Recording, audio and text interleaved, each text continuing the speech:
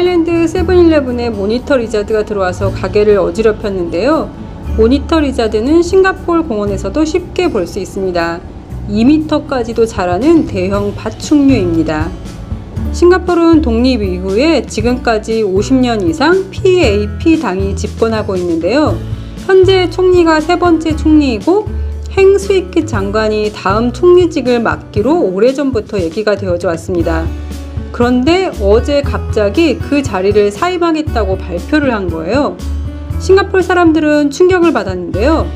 왜냐하면 싱가포르는 같은 당이 계속 집권하기 때문에 도시 발전 계획 이런 것들은 최소 10년 단위로 계획을 세우고 보통은 20년, 30년 단위로 계획을 세우는 것도 많거든요. 싱가포리언 말로는 총리도 마찬가지로 오래전부터 계획을 세우고 그대로 밀고 나가는 게 지금까지의 관행이었는데 갑자기 이렇게 바뀌는 건 너무 의외의 일이라고 얘기를 하더라고요. 행 스위킷 장관은 이제 만 60세가 되는데요. 더 젊은 사람이 오랫동안 싱가포르를 이끌어 나가기 위해 본인이 사퇴한다고 밝혔는데요.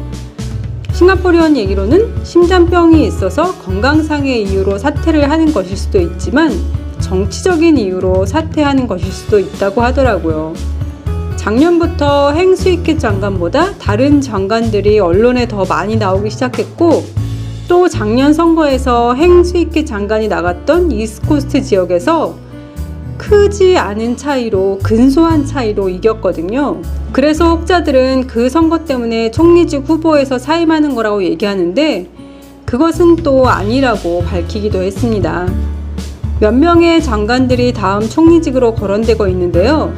제가 아는 싱가포리언도 로렌스 윙 장관을 다음 총리직으로 거론하더라고요. 그가 대중 앞에서 연설을 잘하나 봐요. 총리란 싱가포르도 잘 이끌어야 하지만 전 세계에 싱가포르를 대표하는 인물이기 때문에 세계 지도자들과 만나도 외교를 잘하고 싱가포르의 위상을 높여줄 만한 인물을 원하나 봐요. 하루 동안의 짧은 설문조사가 있었는데 역시나 로렌스 윙 장관이 근소한 차이로 다음 총리직으로 1위를 차지했네요.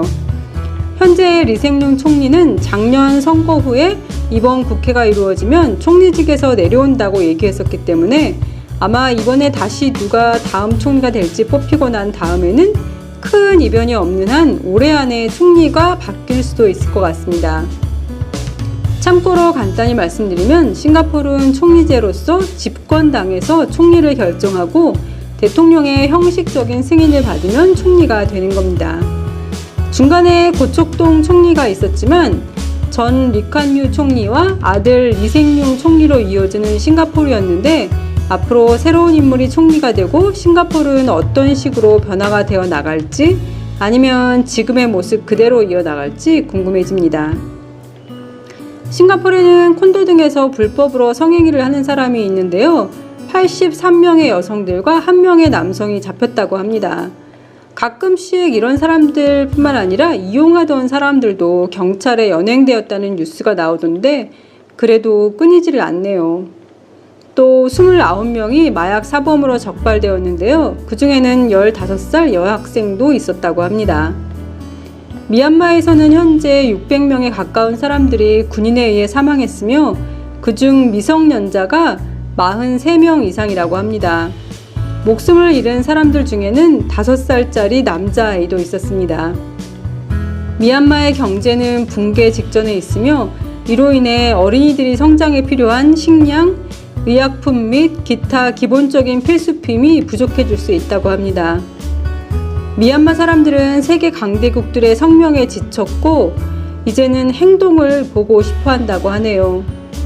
아세안의 오랜 비간섭 원칙 때문에 아세안은 여전히 교착 상태에 빠져 있는데 아이들의 목숨이 걸린 상황에서 그런 정치는 당장 중단돼야 한다고 글쓴이는 말하고 있습니다. 이란이 납포했던 한국 배를 풀어주었다는 기사도 있었고요. 미국 달라스의 게이밍 회사에 한국 게이머 8명과 한국인 코치 3명이 있는데요.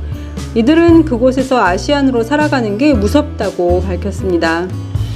일부러 본인들한테 기침을 하기도 하고 시비를 걸기도 한답니다. 그들은 혹여나 모를 폭력을 피하기 위해 게이밍 회사의 티셔츠를 입고 외출하기도 한다는데요.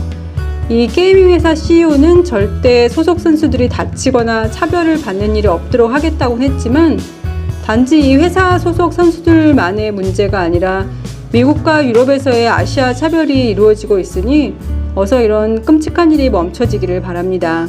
한국에 KF-X 전투기 시제품이 나왔다는 기사도 있었는데요. 현재는 대부분 전투기를 미국에 의존하고 있지만 이 제품이 성공하면 전투기 분야에서 드디어 독립 방위가 시작될 수 있다고 합니다. 시험들이 잘 성공해서 우리가 생산하는 전투기로 우리나라를 지키고 수출도 하는 날이 얼른 오면 좋겠습니다. 그럼 오늘도 행복하세요.